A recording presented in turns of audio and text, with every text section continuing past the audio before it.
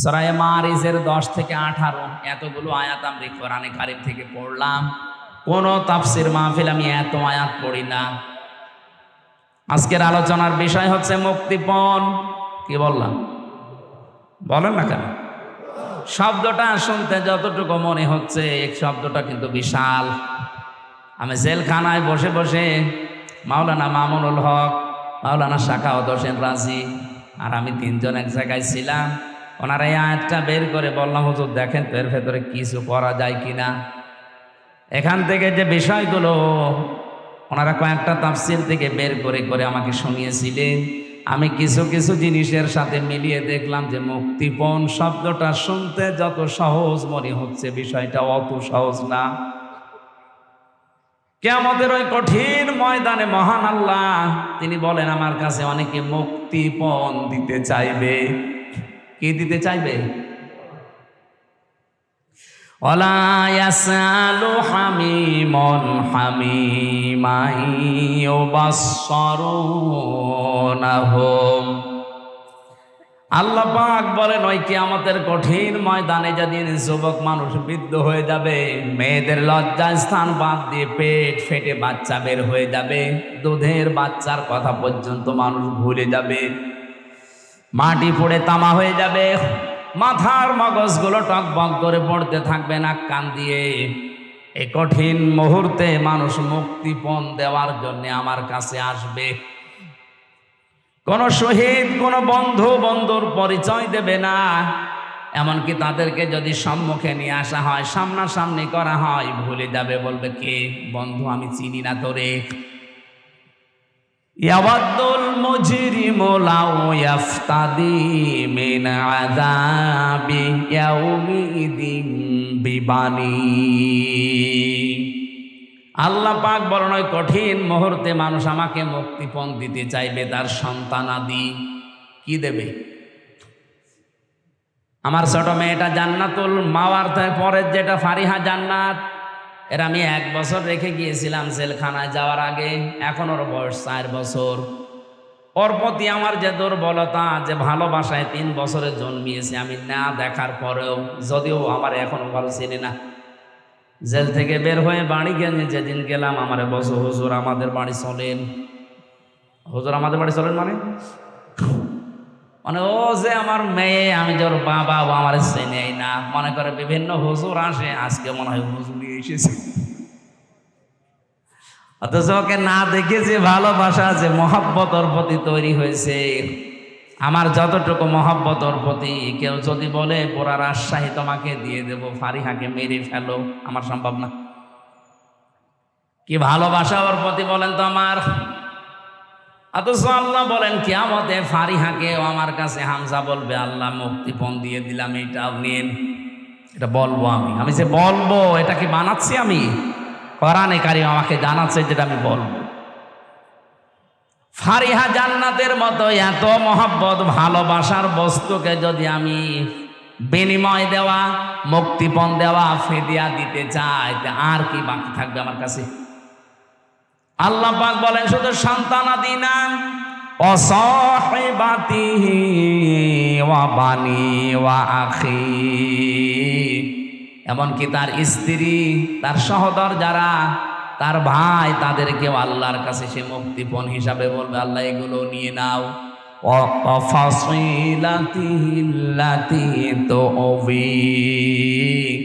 তার জ্ঞাতি গোষ্ঠী, তার দলের লোক যারা তাকে আশ্রয় দিত বিপদে পড়লে, যাদের নাম শুনলে তাকে অনেক বিপদ থেকে বাঁচিয়ে দিত, এই মানুষগুলোকেও সে বলবে, আল্লাহ এগুলো মুক্তিপণ দিয়ে দিলাম, এগুলো নিয়ে নাও, তোমার আমাকে বাঁচাবান তো।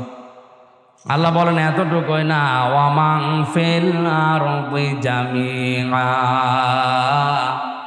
এমনকি তামাম দুনিয়ায় ওর যা আছে তা তো দিতে চাইবে, ওর যা নেই তাও বলবে আল্লাহ ওগুলো দিয়ে দিলাম। সম্মায়ুমজি, এর বিনিময়েও তুমি আমাকে নাজাত দাও, আমাকে বাঁচাও। আল্লাহ পাক এবার কঠিন জবাব দিয়েছেন, কাল্লা, না, কখনোই না, ইন্নাহা লাযা, অবশ্যই এই মানুষগুলোকে আমি আল্লাহ লাজায় প্রবেশ করাবো। কোন জায়গায়? বলেন এখানে একটা কমন প্রশ্ন আমরা অনেকবার করেছি, আমরা অনেকেই জানি যে জাহান্নাম 7টা, জান্নাত 8টা। না, সূরা হিজরের 44 নম্বর আয়াতে আল্লাহ জানিয়েছেন লাহা সাবআতু আবওয়াব, এই জাহান্নামের দরজা 7টা। কয়টা? তাহলে জাহান্নাম একটা দরজা 7টা, জান্নাত একটা দরজা 8টা। আমি কোরআনে 100টার উপরে দরজার স্তর পেয়েছি। ওইগুলো আমাদের আলোচনার বিষয় না, বা ওগুলো আমরা আলোচনা করি না, তাই জানি না। জান্নাতের দরজা কিন্তু শুধু 8টা না, 100টার উপরে আছে। জাহান্নামের 7টা আমাদের কাছে পরিচিত বেশি, তার ভেতরে গুরুত্বপূর্ণ এই লাজ। একটা জাহান্নাম তার স্তর বা দরজা হচ্ছে 7টা। মনে করেন আল্লাহ পাক বলেন লিকুল্লি বাবিম মিনহুম জুজউম মাকসুম, দুনিয়াতে যে ধরনের অপরাধ করবে কিয়ামতে আল্লাহ তাকে ওই দরজা দিয়ে প্রবেশ করাবে, তার জন্য ওই কিসিম, ওই অংশ ভাগ করা থাকবে। এটা ইবতেদায়ী মাদ্রাসা 1 থেকে 5 পর্যন্ত পড়ায়। 5টা ক্লাসরুম আছে না? বলেন, 5টা ক্লাসরুমের 5টা দরজা আছে। যে যেই শ্রেণীতে পড়ে ওই দরজা দিয়ে সে প্রবেশ করে। ক্লাস 1-এ পড়ে, ও 5-এ সে ক্লাস করতে পারবে। আল্লাহ পাক বলেন দুনিয়াতে যে যেই ধরনের কাজ করছো, করবা, যে ধরনের অপরাধ করছো, কিয়ামতের দিন ওই দরজা দিয়ে তোমাদের আমি প্রবেশ করাবো। এখন আমাদের এই মাহফিলে আসার পরে এটাই বোঝার বিষয় যে আমি কোন দরজা দিয়ে প্রবেশ করার উপযুক্ত হলাম। অবশ্যই কোনো না কোনো দরজার পাশে আমি দাঁড়িয়ে আছি। ফেরেশতা মালিক দারওয়ান যিনি আছে, উনি আমাকে কিন্তু জিজ্ঞাসা করবে কেন লাজায় আসলে, কেন সাকারে আসলে, কেন হোতমায় আসলে, কেন হাবিয়ায় আসলে, কেন জাহিমে আসলে, কেন জাহান্নামে আসলে। জাহান্নাম একটা দরজার নাম। এই 7টা নাম দিয়ে আল্লাহ দরজার নামে নামকরণ করলেন। তার ভেতরে ভয়ঙ্কর দরজার নাম হচ্ছে লাজা। আল্লাহ পাক বলেন নাযাআতাল লিশাওয়া, এত ভয়ঙ্কর, এখানে ঢুকলেই মানুষের চামড়া আগে খসে যাবে। আর ভাই, চামড়া এমনি খসে না। একটা ঘরের ভেতরে আপনি প্রবেশ করলেন, চামড়া খসে যাবে না। কি যন্ত্র সেখানে সেট করা আছে, কি আযাব দেওয়ার জিনিসগুলো আছে, যে গেলে এই চামড়া খসে যায়। বলেন, আপনি অনুধাবন করতে পারছেন যে জায়গাটা কত মারাত্মক। যেখানে গেলে আগেই চামড়া খসে যায়। এই যে লাজা নামে জাহান্নামের দরজা দিয়ে প্রবেশ করবে, মাত্র 2টা গুণ যাদের দুনিয়ায় আছে তাদেরকে এই দরজা ডাকবে। তাদউ মান আদবারা ওয়া তাওয়াল্লা। এই জাহান্নামের লাজা নামক দরজা তাদেরকে ডাক দেবে দুনিয়াতে যারা সত্যকে সত্য জানার পরও পৃষ্ঠ প্রদর্শন করেছে, মুখ ফিরিয়ে চলে গেছে। আর বাংলাদেশে এখন এই শ্রেণীর মানুষ বেশি। ইব্রাহিম আলাইহিস সালাম আমাদের মালিক মহান রব্বুল ইজ্জত ওয়াল জালালকে খুঁজে পাওয়ার জন্য তিনি শত চেষ্টা করেছিলেন। কখনো তারকা দেখে মনে করেছেন এইটা আমার রব, কখনো সূর্য দেখে মনে করেছেন এইটা আমার রব, কখনো চন্দ্র দেখে মনে করেছেন এইটা আমার রব। সর্বশেষ যখন সবগুলো অস্তমিত হয়ে গেছে বলছেন না, যেগুলো ডুবে যায়, যেগুলো অস্ত হয়ে যায়, এগুলো আমার মালিক হতে পারে না। ইন্নী ওয়াজ্জাহতু ওয়াজহিয়া লিল্লাযী ফাতারাস সামাওয়াতি ওয়াল আরদা হানিফান ওয়া মা আনা মিনাল মুশরিকিন। বলেন আল্লাহু আকবার। হযরত ইব্রাহিম কত চেষ্টা করে, সাধনা করে তার মালিককে খুঁজে পেয়েছে, অথচ বাংলার মুসলমানদের চোখে আঙ্গুল দিয়ে দেখিয়ে দিলেও এরা মানতে চায় না। জাহান্নামে লাজা নামক এই দরজা তাদেরকে ডাকবে। তাদউ মান আদবারা ওয়া তাওয়াল্লা, যারা সত্য থেকে পৃষ্ঠ প্রদর্শন করে আর মুখ ফিরিয়ে চলে যায়। আমি যে প্রথমেই বললাম এই শ্রেণীর মানুষ বাংলাদেশে বেশি, এটাকে আমি ভুল বললাম? কথা বলেন না কেন? কারণ এই দেশের মতো এত কোরআনের আলোচনা পৃথিবীর কোনো জায়গায় হয় না। আলেমরা চোখে আঙ্গুল দিয়ে দেখিয়ে দিচ্ছে যে এটা সত্যের পথ, এটা মিথ্যা পথ, জানার পরও আপনার বিবেকে কোনো নাড়াই দেয় না। আপনি বিশ্বাস করতে পারেন আপনাকে জাহান্নামে লাজার সামনে দাঁড় করানো আছে, আপনি শুধু প্রবেশ করবেন। সত্যকে সত্য জানার পরে যারা অহংকার করে মুখ ফিরিয়ে নেয়, যারা মানতে চায় না, হিংসা করে, এরা এক প্রকার ইহুদি আর খ্রিস্টানদের মতোই। কারণ ওদের তাওরাতে, ওদের ইনজিলে লেখা ছিল মুহাম্মাদুর রাসূলুল্লাহর শেষ নবী, সর্বশ্রেষ্ঠ নবী, কিন্তু ওরা হিংসা করে আর অহংকার করে মেনেছিল না। কথা বলে না কেন? ওদের কিতাবে তো লেখা ছিল, কিন্তু ওরা মানতো না, হিংসা করে। হিংসা কি? অহংকার কি? ওরা অহংকার করতো এই কারণে যে আমাদের ভেতরে, আমাদের ইহুদি খ্রিস্টান ধর্মে নবী পাঠাবে, সর্বশেষ নবী না, ও মুসলমানদের ইসলাম ধর্মে পাঠিয়েছে, ওটা আমরা মানি না। আর হিংসা করতো এই যে আর লোক পায়নি আল্লাহ, এই গরিব মানুষ নবী বানিয়েছে, এত টাকাওয়ালা, সম্পদওয়ালা, ক্ষমতাওয়ালা মানুষ আছে, তাদেরকে আল্লাহ চোখে দেখলো না, তোমার মতো গরিব মানুষ চোখে দেখিস, ও মানি না। এই যে সত্যকে কিন্তু জানতো ওরা সত্য, কারণ তাওরাতে আর ইনজিলে মুসা নবী, ঈসা নবীর চাইতে মুহাম্মাদুর রাসূলুল্লাহর পরিচয় বেশি ছিল। মুসা নবীর নাম যদি একবার থাকে, মুহাম্মাদুর রাসূলুল্লাহর নাম ছিল 900 বার।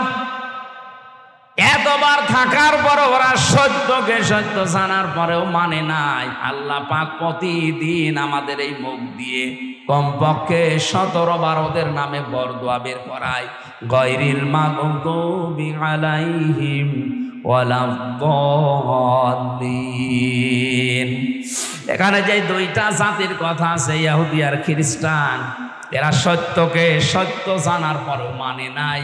এই জন্য আল্লাহ তাদেরকে ধ্বংস করে দিয়েছেন, তাদেরকে গজব দিয়েছেন, তাদেরকে বরদোয়া দিয়েছেন। আমরা যদি আর সত্যকে সত্য জানার পরে হিংসা করে, অহংকার করে, আর যে কোনো কায়দায় না মানি, আমাদের বরদোয়া আমাদের বিরুদ্ধে যাবে। প্রতিদিন অন্তত আপনি অন্য নামাজ না পড়লেও ফরজ নামাজ তো পড়েন, ফরজ নামাজ 17 রাকাতে অন্তত এই কথা বলাই লাগে, গায়রিল মাগদুবি আলাইহিম ওয়ালাদ-দাল্লিন। বলেন তো আপনার নিজের বরদোয়া আপনি নিজে পড়বেন? এই জন্য সত্যকে সত্য জানেন। আপনি জানেন আমির হামজা সে কুষ্টিয়া থেকে এসেছে, ওর বাবার কথা বলবে না, ওর দাদার কথা বলবে না, ওর দলের কথা বলবে না, ও যা বলবে কোরআন থেকে বলবে, ওটা আপনি বিশ্বাসও করেন, জানেনও। এইটার জন্যই অহংকার করে, হিংসা করে মানেন না। না, এ তো আমার বাবার মুরিদ না, ও মানি না। এ তো আমার দলের লোক না, মানি না। আমি মনে হয় বেশি বলে ফেললাম। বাংলাদেশে এই চরিত্রের মানুষ আছে না নেই? আপনি বিশ্বাস করতে পারেন এগুলো এক প্রকার ইহুদি আর খ্রিস্টানদের মতোই। এদেরকে লাজা নামক দরজা ডাকতেছে, আসো। ও জামা ফাআওয়া, 2 নম্বরে যারা মাল সম্পদ জমা করে আর সংরক্ষিত করে রাখে, যে এগুলো আমার কাছে স্থায়ীভাবে থাকবে। এই যে মাল, মাল মানে অনেকেই মনে করে যে মরে গেছে আবুল মাল, ওইটা মনে হয়। কিছুদিন আগে যিনি বিদায় নিয়েছে মন্ত্রণালয় থেকে, যিনি অর্থমন্ত্রী ছিলেন সাবেক, কি কামাল, এই মাল নাকি? আবুল মালও না, কামালও না, এ মাল কি? ফি জিলালিল কোরআনে মুফাসসির লিখেছেন, মাল শব্দের ব্যাখ্যায় তিনি 5টা বিষয় তুলে ধরেছেন। যারা এই 5টা বিষয় জমা করে আর বারবার সংরক্ষিত করে রাখার চেষ্টা করে আর মনে করে আমার কাছে থাকবে, ইয়াহসাবু আন্না মালাহু আখলাদা, যারা ধারণা করে এগুলো আমার কাছে স্থায়ীভাবে থাকবে, এগুলো আর হাতছাড়া হবে না, এই মানুষগুলোকে মহান আল্লাহ তমা নামক দরজা দিয়ে তাফসিরুল কোরআন মাহফিল লিখে দিয়েছেন। ওই জন্য তাফসির আকারে কথা বলছি, নাকি আমি সাপের কাহিনী শুরু করব? আল্লাহ পাক জানিয়েছেন যারা মাল জমা করে, আল্লাযী জামাআ মালা ওয়া আদ্দাদা, আর বারবার গণনা করে, মনে করে আমার কাছে স্থায়ীভাবে মাল থেকে যাবে, এটা সংরক্ষিত করে রাখার চেষ্টা করছে। এদেরকে লাসা এবং হতামা নামে যে জাহান্নামের দরজা, এদেরকে ডাকবে আসো। এমন কঠিন অবস্থা আল্লাহ দরজার ভেতরে রেখেছেন। নারুল্লাহিল মুকদা, আল্লাহ পাক বলেন হতমা নামক জাহান্নামে যে দরজার ভেতরে আগুন আছে, এই আগুন আমি আল্লাহ নিজে জ্বালিয়েছি। বলেন নাউজুবিল্লাহ। দুনিয়ার আগুন কোন জায়গায় লাগলে সে জায়গা পুড়ে যায়, আর হতমা নামক জাহান্নামে যে আগুন আল্লাহ রেখেছেন, ওই জায়গায় কেউ গেলে আগে তার কলিজা পুড়ে যাবে। আল্লাতি তাত্তালিউ আলাল আফিদা, কলিজা পর্যন্ত আগে পৌঁছাবে, ওটা সারখার হয়ে যাবে আগে। এমন কঠিন মারাত্মক জায়গা মহান রব্বুল ইজ্জাতুল জালাল আমাদের জন্য রেখে দিয়েছেন হতমা, লাজা।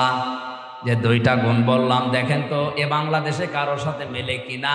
যারা সত্যকে জানার পরও পৃষ্ঠ প্রদর্শন করে চলে যায়, মুখ ফিরিয়ে নেয়, আর মাল জমা করে, আর বারবার সংরক্ষণ করার চেষ্টা করে। এগুলো আমি মালের 5টা ব্যাখ্যা পেয়েছি তাফসিরে। 1 নম্বরে মাল বলতে নবীজি আয়াতের ব্যাখ্যায় জানিয়েছেন, আদ-দুনিয়া কুল্লুহা মাতাউন ওয়া খায়রু মাতাউদ দুনিয়া ইমরাতুস সালিহা। পৃথিবীর সবগুলো সম্পদ মাল, এর ভেতরে উত্তম সম্পদ হচ্ছে আল্লাহওয়ালা নেককার মেয়ে মানুষ। জোরে বলেন সুবহানাল্লাহ। সম্মানিত মা বোন, আমি দেখলাম বহু মা বোনেরা আম গাছতলায় বসে আছেন, বাসতলায় বসে আছেন। নেককার নারী, এগুলো দুনিয়ার শ্রেষ্ঠ সম্পদ। কি এটা?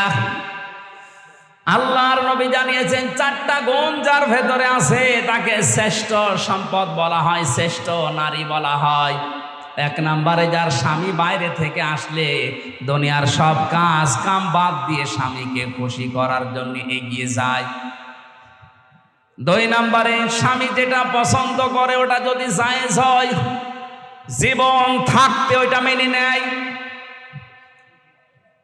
সম্মানিত মা বোনেরা, নামাজের সময় পর্যন্ত আপনার মাথা আর চুল যেন বের হয়ে না যায়, এটা নিষিদ্ধ।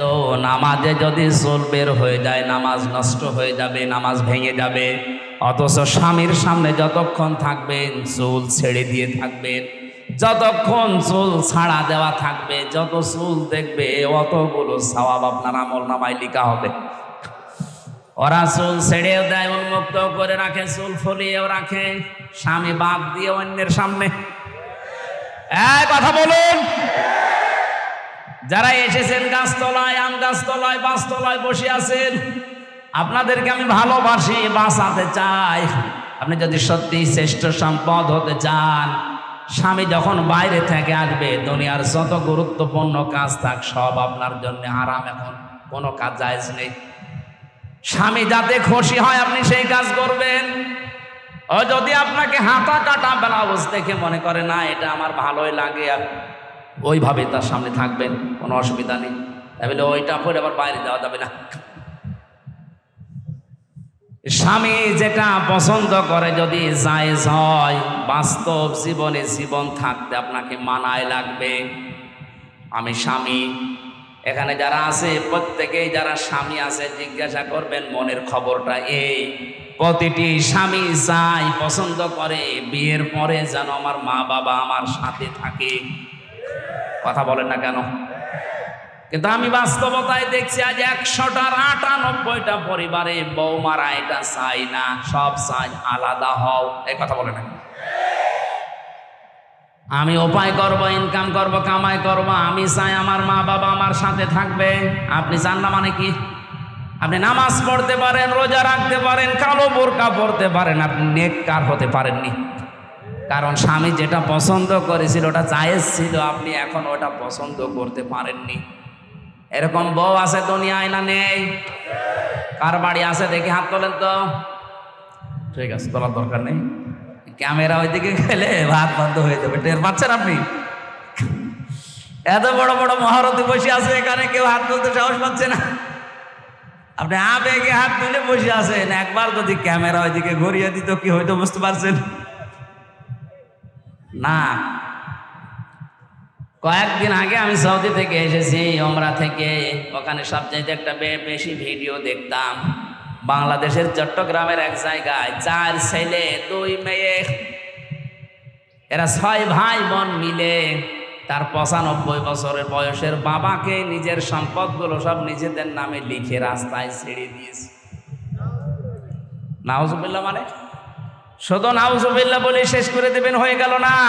শুধু ওই 6 ভাই বোনের দোষ না, ওই বাবারও দোষ আছে। বলেন, এই 6টা ভাই বোন জানেই না যে বাবা কি জিনিস। মা মরে গেছে 10 বছর আগে। নিজেরা 6 জন মিলে কায়দা করে বাবার জমিগুলো নিজের নামে লিখে নিয়ে বাবাকে এখন রাস্তায় ছেড়ে দিয়েছে।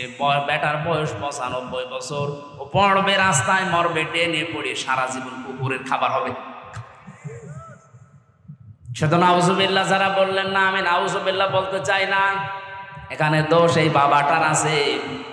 কারণ আল্লাহর পরে যে মার বাবার স্থান, ও বাবা ওই 6 ছেলে মেয়েকে কোনোদিন জানায়নি, ওই রকম শিক্ষা কোনোদিন তাদের দেয়নি। কথা বলেন ঠিক কিনা? আর শিক্ষা ব্যবস্থা নিয়েও যে সূক্ষ্ম ষড়যন্ত্র অনেকে করছে।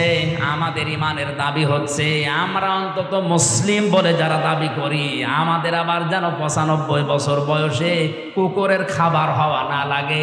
সেজন্য আগে থেকেই ছেলে মেয়েকে এই শিক্ষা দেওয়া যে আল্লাহর পরে আমার স্থান। এটা পাওয়া যাবে যে জায়গায়, ওখানে আপনি নিয়ে যান তারে। এই যে সাকোয়াইল আছে মাদ্রাসা নাকি যেন, সাকোয়া নাকি, এইরকম জায়গায় দিয়ে দিলে ওই জায়গা থেকে এই যে অধ্যক্ষ সাহেব ওনাকে শিখাবে আপনার ওই ছেলেকে ওই মেয়েকে। আকাদা রাব্বুকা আল্লা তা'বুদু ইল্লা ইয়্যাহু ওয়া বিল ওয়ালিদাইনি ইহসানা।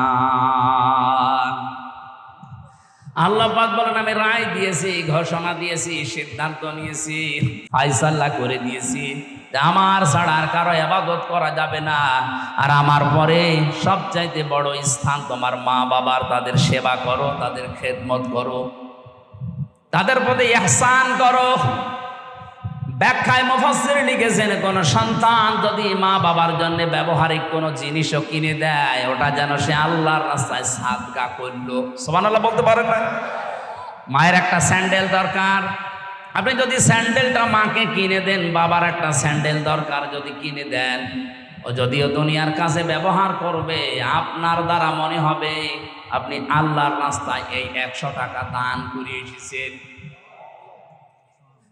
বাংলার হাজারো মানুষ এই বিষয়টা না জানে আজ যে সমস্ত জায়গায় টাকা পয়সাগুলো সম্পদগুলো খরচ করছেন, না জেনে না বুঝে, এটা রেকর্ড হচ্ছে, কালকে তামাম দুনিয়ায় ছড়াবে। প্রত্যেককে আহ্বান জানাচ্ছি, আল্লাহর পরে যাদের স্থান তারা কিন্তু আমার ঘরে। কথা বলেন না কেন? আল্লাহর পরে যার স্থান তারা আমার ঘরে, না বরিশালে, না চট্টগ্রামে, না সিলেটে। কোথায় দৌড়াচ্ছেন আপনি? একবারে চট্টগ্রাম চলে যাচ্ছেন, এখান থেকে 700 কিলোমিটার। একবারও চিন্তা করেন না এখানে 7 গজ দূরে যিনি বসে আছে তার নাম আল্লাহ আমার আল্লাহর পরে দিয়েছেন। ওই 6টা ছেলে মেয়ে যদি সত্যি জানতো যে আল্লাহর পরে স্থান আমার এই বুড়ো বাবার, 6 ভাই বোন মিলে জিনিস জমি জায়গাগুলো কায়দা করে লিখে এই মুরব্বী বয়সে রাস্তায় ছেড়ে দিত না। এখানে 2টা কারণ আছে। এদেরকে তো শিক্ষা দেয়নি, এই শিক্ষাটা 1। 2 নাম্বারে এদের যাদের সংসার আছে, এই সংসারে যে মহিলাগুলো আছে এরা এদেরকে বাধ্য করেছে, বুড়োকে বের করে দাও। সম্মানিত মা বোনেরা, আপনার শ্বশুর শাশুড়ির খেদমত করা, সেবা করা আপনার জন্য ফরজ না। ওই সন্তানের জন্য তার মা বাবার সেবা করা, খেদমত করা, খরচ করা ফরজ। কিন্তু আপনার প্রলোভনে পড়ে আপনার কথাবার্তার, আপনার আচরণে যদিও বাধ্য হয় তার মা বাবার সাথে খারাপ আচরণ করতে, এর ভাগীদার আপনিও। বাংলাদেশে এরকম বেটার বউ আছে না নেই? এরকম পুত্রবধূ নেই? আপনি মনে করছেন আমি তো নামাজ পড়ি, রোজা রাখি, কালো বোরকা পরি।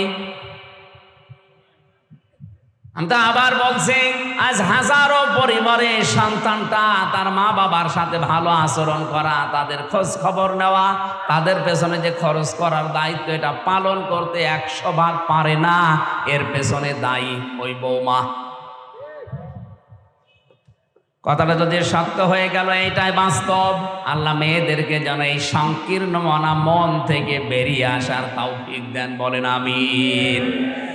আমি নিজে একজনের জামাই, আল্লাহর কসমে কোরআন আমার সামনে আমি হাতে নিয়ে বলছি, আমি আমার শ্বশুর শাশুড়িকে যে নজরে দেখি, যেভাবে মহব্বত ভালোবাসা দেয়, সত্যি করে বলছি প্রত্যেকটা পুত্রবধূ যদি তার শ্বশুর আর শাশুড়িকে এই নজরে দেখতো, কোনো ছেলে তার মা বাবাকে আলাদা করে দিত না। আমি তো মেলে না, আমি পাই না কোন কারণে তাদের আলাদা করে দেওয়া লাগবে, আমি তো বুঝি না। আপনি কি মনে করেন যে আলাদা করে দিলে আমি বেশি খেতে পারবো, আনন্দে থাকতে পারবো? নবীজি হাদিস তিরমিজি শরীফের হাদিসে জানিয়েছেন, কোন স্ত্রী যদি চায় যে তার স্বামীর হায়াত বেড়ে যাক, তার স্বামীর সম্পদ বেড়ে যাক, তার সম্মান বেড়ে যাক, সে যেন স্ত্রী হিসাবে স্বামীকে বারবার পরামর্শ দেয়, স্বামী তুমি আর যাই করো অন্তত নিকট আত্মীয় স্বজনের খোঁজ রাখো। আপনার সবচাইতে বেশি নিকট আত্মীয় আপনার মা, শ্বশুর শাশুড়ি, এই স্বামীর বোন, ভাই, ফুফু, চাচা, এই কথা বলছে না কেন? এদের খোঁজ খবর রাখবেন আপনার যতটুকু সামর্থ্য আছে, বারবার তাকিদ দিয়ে হলেও এটা করবেন। তাহলে দুনিয়ার যে ভয়গুলো আছে, এই ভয়গুলো আল্লাহ দূর করে দেবে। মুহাম্মদুর রাসূলুল্লাহ যেদিন নবুয়ত পাওয়ার পরে এসে ভয় পেয়েছিলেন, বলছিলেন সাম্মিলুনি, আমারে ঢেকে দাও। খাদিজাতুল কুবরা ওইদিন 5টা কথা বলেছিলেন, স্বামী আল্লাহি কাল্লা, কখনো না, আল্লাহর কসম, লা ইউখসিকাল্লাহু আবাদান, আল্লাহ আপনাকে কখনো অপমান অপদস্থ ভয় দেখাতে পারেন না, কারণ আপনি তো নিকট আত্মীয় স্বজনের খোঁজ খবর রাখেন। তার মানে যেই স্বামী তার নিকট আত্মীয় রক্তের সম্পর্ক, এদের সম্পর্কগুলো ঠিক রাখে, আপনার আরো উৎসাহ দেওয়ার কারণে এদের খোঁজ খবর রাখে, খরচ করে, বুঝবেন আপনার স্বামীকে দুনিয়ার কোনো ভয় আল্লাহ দেখাবে না, কোনো জিন ভূতের ভয় তার লাগবে না। এগুলো যারা করে না তাদের এই ভয়গুলো আল্লাহ তৈরি করে দেয়। বিভিন্ন জায়গায় গেলে বলে হুজুর পানি পড়ে দেন, কি হয়েছে? হঠাৎ তাল গাছের ভেতরে দেখলাম কি যেন নড়ে উঠল। তাল গাছের ভেতরে কি নড়ে উঠে তাই তুমি ভয় পাও? ভয় তো এমনিতেই পাও না। রক্তের সম্পর্ক যাদের সাথে আছে তাদের সাথে কোনো সম্পর্ক তোমার নেই, ধর্ম আত্মীয় পাতিয়েছে, মাসে 3 বার করে তার কাছে টেলিফোন করে, অথচ নিজের আপন বোন আজ 10 বছর খবর নেয় না। এরকম ভাই নেই দেশে। উত্তম স্ত্রীর কথা বলছিলাম, পৃথিবীর শ্রেষ্ঠ সম্পদ যারা, স্বামী যেটা পছন্দ করে আপনি পছন্দ করবেন, ওটা যদি জায়েজ হয়। 3 নম্বরে আপনি স্বামীকে খুশি করার জন্য সাজগোজ করবেন। 4 নম্বরে স্বামীর সম্পদ এবং তার সন্তানদেরকে আপনি ইসলামের পথে চালানোর জন্য চেষ্টা চালাবেন, দেখে শুনে রাখবেন। এই 4টা গুণ যেই মহিলার ভেতরে আছে, আল্লাহর নবী জানিয়েছেন 8টা দরজা আল্লাহ খুলে রাখবে জান্নাতের, যে দরজা দিয়ে প্রবেশ করবে কেউ নিষেধ করবে না, বলেন আমিন। দুনিয়ার শ্রেষ্ঠ সম্পদের 1 নম্বরে মালের যে পরিচয় পেয়েছি, এটা নেককার নারী। 2 নম্বরে মালের পরিচয় আছে, মাল মানে ক্ষমতার চেয়ার, মার মানে এ চেয়ারকে যারা পেয়েছেন আর মনে করছেন এটা সংরক্ষণ করে রাখবো, স্থায়ী করে রাখবো, এ আর কোনোদিন আমার কাছে হারাবে না। আপনি প্রস্তুত নেন, প্রস্তুতি নেন, আপনাকে লাসা নামকে দরজা ডাকতেছে। জামা যারা জমা করে, এগুলো মাল জমা করে আর সংরক্ষণ করে রাখার চেষ্টা করে, পৃথিবীর কোনো কিছুই আপনার কাছে স্থায়ী না। এখন চোখ বন্ধ হয়ে গেলে এই চেয়ার পর্যন্ত আপনার বিরুদ্ধে দাঁড়াবে, কথা বলেন ঠিক কিনা? সুতরাং এই ধান্দায় যারা আছেন, এই ভুল ধারণায় যারা আছেন, তারা থামেন। এটা রেকর্ড হয়ে আছে, ওদের কানেও যাবে। যারা আজ ক্ষমতার চেয়ার এক জায়গায় পেয়ে মনে করছেন আর কোনোদিন হারাবে না, আপনি ভুল পথে আছেন। এটাকে সংরক্ষণ করার জন্য যারা উঠে পড়ে লেগেছেন, যেটা স্থায়ী করবই, এটা পারা যাবে না। আপনাকে লাজা নামক দরজা ডাকতেছে, এ দরজা থেকে ফিরে এসে জান্নাতুল ফেরদাউসের দরজার সামনে যা। মালের 3 নাম্বার ব্যাখ্যা, মাল মানে টাকা পয়সা। 4 নাম্বার ব্যাখ্যা, মাল মানে অস্ত্র শস্ত্র। আজ যারা অস্ত্র শস্ত্র জমা করছেন, আর স্থায়ীভাবে রেখে দেওয়ার জন্য চিন্তা করছেন আগামীতে কাজে লাগাবো। আমি ভেতরে নামতে পারলাম না, এই জন্য দুঃখিত। 5 নম্বরে প্রভাব প্রতিপত্তি। এগুলো যারা আজ সংরক্ষণ করছেন, জমা করছেন আর মনে মনে স্থায়ী করে নিচ্ছেন যেগুলো আমি রেখে দেব সারা জীবন, আপনি পারবেন না। লাজা ডাকতেছে, লাজা আপনাকে ডাকতেছে। এখানে যেন যাওয়া না লাগে, ওখান থেকে ফিরে জান্নাতের যে 100টা দরজা আছে, যে কোনো দরজার সামনে যান। আল্লাহ আমাদেরকে দরজার সামনে থেকে ফিরিয়ে জান্নাতুল ফেরদাউস, জান্নাতুল মাওয়া, যে সমস্ত দরজার নামগুলো আছে 100টা, যে কোনো এক দরজার সামনে যেন আমরা একটু হাজির হতে পারি, বলেন আমিন। আমি এই দাম্পত্য জীবনের যে কলহ চলছে এখন সারা বিশ্বে, বিশেষ করে বাংলাদেশ, ভারত, পাকিস্তানে যা ডিভোর্স আরম্ভ হয়েছে জেলখানার ভেতরে 3টা বছরে, এইটা আমি সবচাইতে বেশি মামলা দেখেছি। হয় বউকে মেরে ফেলেছে, না আত্মারা করে ফেলেছে, না যৌতুকের জন্য তাড়িয়ে দিয়েছে। মানে পারিবারিক জীবনের এই যে কলহ এবং এর সমাধানটা কি, ওখানে 19টা পয়েন্ট দেওয়া আছে। ওখানে আমি জেলখানায় বসে বসে 3 বছর তো কাজ ছিল না, ফাঁসির কন্ডেম সেলের ভেতরে ছিলাম, বসে বসে টুকে রেখেছিলাম কারারক্ষীদের কাছে কলম নিয়ে নিয়ে। পরবর্তীতে বাইরে এসে ওগুলো বই আকারে আমি ছাপিয়েছি। আমার গাড়ি কোথায় আছে আমি জানি না, ওই কর্নারে আছে। মেয়েদেরকে আপনি কিনে উপহার দেবেন, বলবেন যে এটা বড় দাম্পত্য জীবনে পরকীয়া প্রেম যাদের আছে, আমি বিশ্বাস করি তারা পুরাটা শেষ করবে, থামবে। কারণ এই পরকীয়া প্রেমের কারণে আজ হাজারো পরিবারে যারও সন্তান তৈরি হচ্ছে। আপনি এদিকে জানেনই না যে ছেলে কার, অথচ ছেলে হয়েছে অন্যজনের মতো। কি গো, এই ছেলে তো আমার মতো না, তো হবে কি করে? অত লাইন করেছে অন্য জায়গায়, আপনার সাথে চেহারা মিলবে? আপনি থাকেন হয়তো 10 দিন, আর ও থেকেছে 30 দিন, বলেন সুবহানাল্লাহ। এই জন্য আমার যেন ওই রকম পরিবেশ না হয়ে যায়। বইটা কিনে স্ত্রীকে, মেয়েকে, মাকে, বোনকে পড়াবেন।